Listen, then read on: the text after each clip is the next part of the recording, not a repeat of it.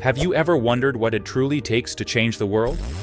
Not just talent, not just luck, but something deeper. Something that pushes you beyond every limit society sets for you. This is the story of a woman who had every reason to quit. A woman who faced poverty, discrimination, and unimaginable loss.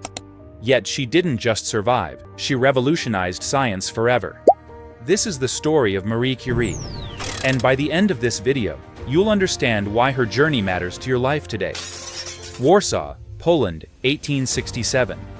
Marie Sklodowska was born into a world that didn't want her to succeed. Her country was under Russian occupation, her family had lost their wealth. And worst of all, she was a woman in a time when women weren't allowed to attend university.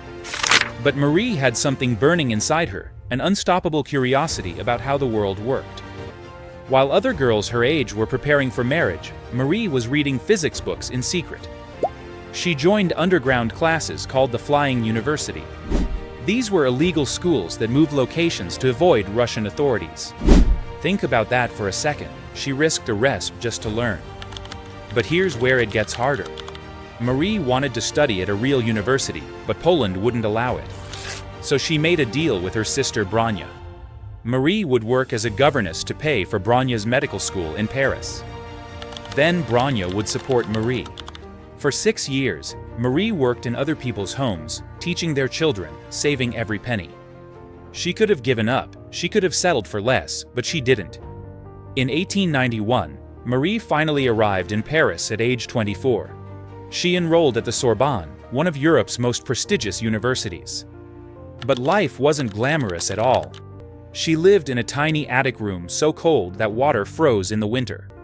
She survived on bread, chocolate, and tea, sometimes going days without a proper meal. Her classmates stared at her, professors doubted her abilities. She was one of only 23 women among 1,800 students. But Marie didn't come to Paris to fit in. She came to excel, and excel she did. Despite everything working against her, she graduated first in her class in physics. Then she earned a second degree in mathematics. It was here she met Marie Curie, a fellow scientist who saw her not as a woman in a man's field. He saw her as an equal mind. They married in 1895, and together they began a partnership that would change history.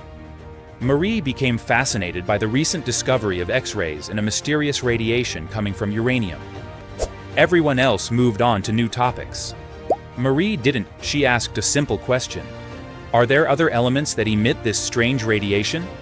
Working in a converted shed, damp, cold, with no proper equipment, Marie and Pierre began their work. They started processing tons of a mineral called pitchblende. Literally tons of it. They stirred boiling material in huge vats, working in brutal conditions most people wouldn't endure for a day. After 4 years of backbreaking work, they isolated 2 new elements. Polonium, named after her beloved Poland, and radium. But the scientific community didn't want to believe a woman made this discovery. When the Nobel Prize in Physics was announced in 1903, Marie's name was almost left off. Pierre had to fight to include her. She became the first woman to win a Nobel Prize. But the universe wasn't done testing her. In 1906, tragedy struck. Pierre was killed in a street accident, run over by a horse-drawn carriage. Marie was devastated. She was left alone with 2 young daughters in a world of grief. Many expected her to retreat, to disappear from public life. But Marie made a different choice. She took over Pierre's teaching position at the Sorbonne. She became the first female professor there, and she didn't just continue their work. She pushed even further.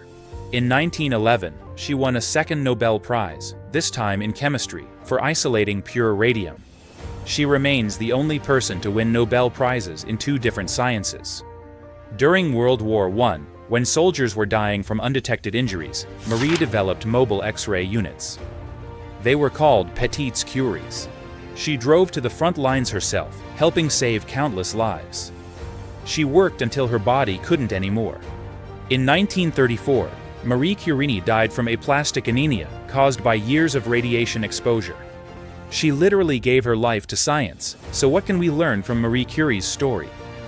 First, obstacles don't define your destiny, your response to them does. Marie faced poverty, sexism, and loss, but she never let circumstances write her story. Second, passion and persistence create breakthroughs. She didn't discover radium by luck. She spent years in that cold shed because she believed the work mattered. Third, your contribution outlives you. Today, Marie's discoveries power cancer treatments, medical imaging, and scientific research that saves millions of lives. She proved that dedication beyond limits doesn't just change your life, it changes the world. So I'll leave you with this question: what limits are you accepting in your own life? And what would happen if you pushed beyond them? Marie Curie showed us that with passion and persistence, we can achieve groundbreaking things. Her story reminds us that no obstacle is too big when you refuse to give up. Let her journey inspire you to chase your dreams, no matter how impossible they seem. Because the world needs people who dare to push beyond limits. Hit the subscribe button. Thanks for watching.